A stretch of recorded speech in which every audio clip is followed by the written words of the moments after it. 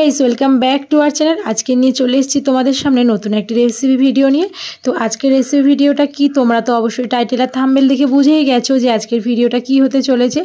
अन्यान्य दिन किन्तु आमि ब्लग भिडियो तोमादेर साथे शेयर करी, तो आजकेर भाबलाम चलो तोमादेर साथे एकटा रेसिपि भिडियो शेयर करे निই।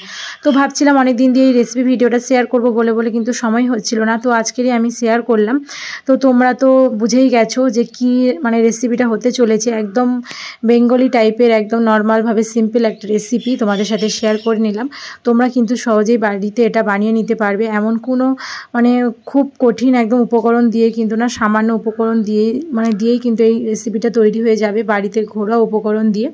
तो तोमादेरके एकेर पर एक समस्तटाई किन्तु आमि भिडियोर माध्यमे देखाबो। तो तोमरा भिडियोटाके स्किप ना करे पुरो भिडियोटी कन्टिन्यू देखते थाको, और प्लिज केउ भिडियोटा स्किप करबे ना, फुल भिडियोटा वाच करो, देखबे भिडियोटा आजकेर अवश्यई भालोई रयेछे और भालो लागबे तोमादेर। कारण একটা এত সুন্দর মজাদার রেসিপি, এটা তো প্রায় বাঙালির ঘরে সবাই এটা মানে এই রেসিপিটা করেই থাকে, তাই না? এটা এমন কোনো কমন রেসিপি না যে সচরাচর বাঙালিদের ঘরে হয় না।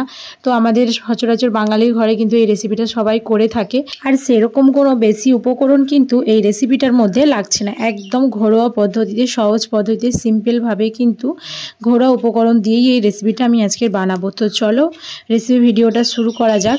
তো তোমরা তো দেখতেই পেলে প্রথমে কিন্তু মাছগুলো আস্তে আস্তে করে একটা একটা সুন্দরভাবে কেটে নিলাম।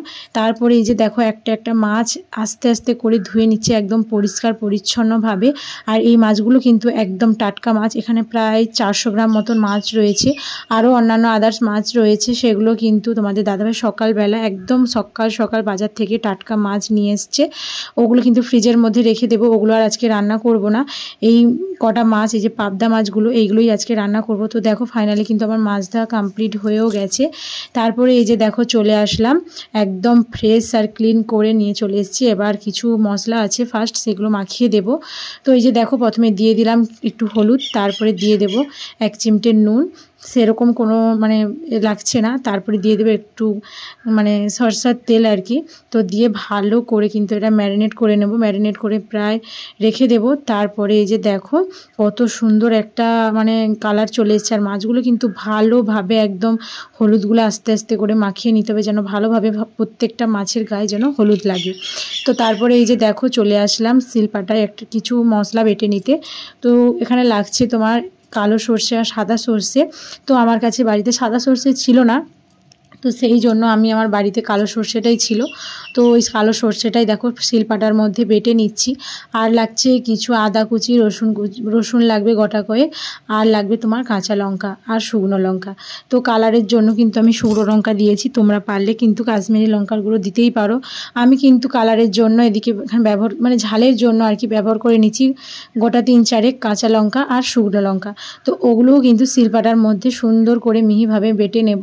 আর একটা কথা বলি তোমাদেরকে, তোমরা কিন্তু যারা যারা মানে একদমই রান্না করতে পারো না, তোমাদের জন্য একেবারে সহজ পদ্ধতিতেই আমি আজকের এই রেসিপিটা করে দেখাবো।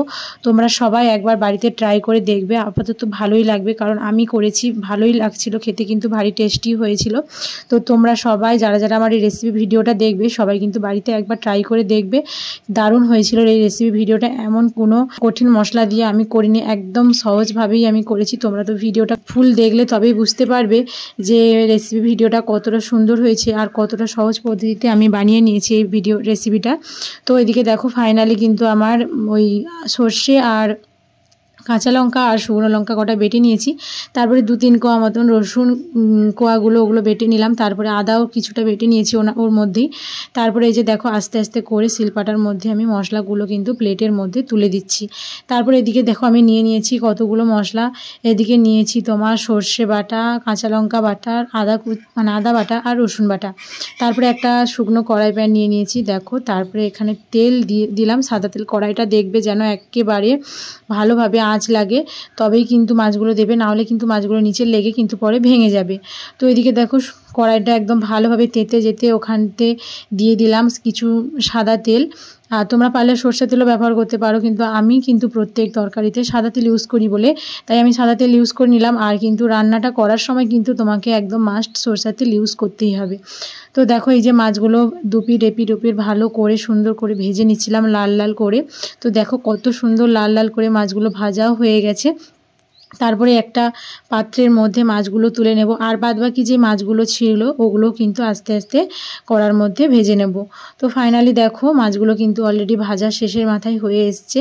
তারপরে কিছু আরেকটু সর্ষের তেল দিয়ে মানে ওই তেলটা দিয়ে গরম হয়ে গেলে তার মধ্যে দিয়ে দেব তোমার কালো জিরে, আর দিয়ে দেব তোমার কাঁচা লঙ্কাটা পরে দিলে হবে, কারণ প্রথমে দিলে কাঁচা লঙ্কাটা কিন্তু বেশি মজে যায় আর কি। তো কাঁচা লঙ্কাটা লাস্টের দিকে দেবো। তারপরে যে কিছু দিয়ে দিয়েছি উপকরণগুলো তোমাদেরকে বলি, পেঁয়াজ কুচি দিয়েছি, তারপর রসুন যে বাটা ছিল রসুন কুচি আর আদা কুচি ওগুলো দেওয়ার পর দেখো তোমার দিয়ে দিলাম ওই যে শুকনো লঙ্কা আর কাঁচা লঙ্কাটা বেটেছিলাম, ওটা দিয়ে ভালো করে নাড়াচাড়া করে মশলাগুলো ভালো করে একদম কষে তারপরে এই যে দিয়ে দিলাম তোমার ওই যে একটা টমেটো কিন্তু পেস্ট করে নিয়েছিলাম, তো ওটাই দিয়ে দিলাম। আর টমেটো মশলা থেকে তেল ছাড়লে তবেই কিন্তু টমেটো বাটাটা দেবে, কারণ কেন বলো তো, টমেটোর একটা কাঁচা গন্ধ থাকে না, ওইটা কিন্তু ভালো করে ওই স্মেলটা যাতে মরে যায় সেভাবে কিন্তু তোমাদেরকে দেখে নিতে হবে যেন টমেটোর কাঁচা গন্ধটা যেন চলে যায়। টমেটোর কাঁচা গন্ধটা থাকলে কিন্তু পরে বাজে লাগবে। তো যাই হোক, ওদিকে দেখো টমেটোটাকে ভালো করে মশলার মধ্যে নেড়ে চেড়ে একটু কিছু দিয়ে দিয়েছিলাম কালারিংয়ের জন্য কাশ্মীরি লঙ্কার গুঁড়ো দিয়ে তারপরে ভালো করে একটু নাড়াচাড়া করে দিয়ে দিলাম একটু হালকা জল দিয়ে ভালো করে মশলাটাকে নেড়ে চেড়ে এই যে হয়ে গেছে আমার ফাইনালি মশলা কষা। এরপরে কিন্তু আমি ফাইনালি জলটাও দিয়ে দেব। আর ওই যে তোমার সর্ষে বাটা ওইগুলো যে ছিল ওগুলো কিন্তু মশলার মধ্যে দিয়ে হালকা করে মানে নেড়ে নেবে, কারণ সর্ষে বাটা বেশি তেলের মধ্যে ভাজলে পরে কিন্তু ওর সেন্টটাও চলে যায়, স্বাদটাও চলে যায়, হালকা কিন্তু তিতকুটে ভাব চলে আসে।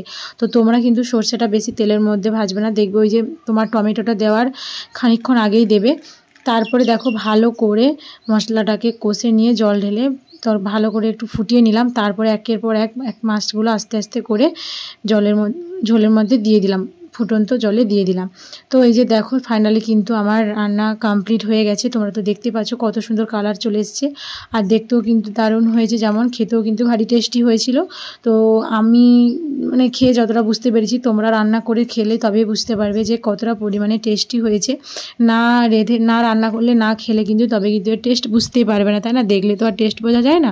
তো তোমরা বাড়িতে সবাই একবার এই রেসিপিটা বানিয়ে দেখো, খুব ভালো লাগবে, খেতেও ভালো লাগবে গো। তো যাই হোক, এদিকে দেখো একটা একটা করে মাছ আমি একটা পাত্রের মধ্যে তুলে নিলাম। তারপরে এই যে কড়ার মধ্যে যে তোমার এগুলো ছিল, ঝোলগুলো ছিল, ওগুলো আস্তে আস্তে কিন্তু আমি তুলে নিলাম। তারপরে এই যে ফাইনালি খেতে বসে গেছি, তো দেখতেই পাচ্ছ। তো দেখো নিয়ে নিলাম এক পিস মাছ আর একটু ঝোল আর একটা কাঁচা লঙ্কা। তো চলো খাওয়া যাক কেমন হয়েছে।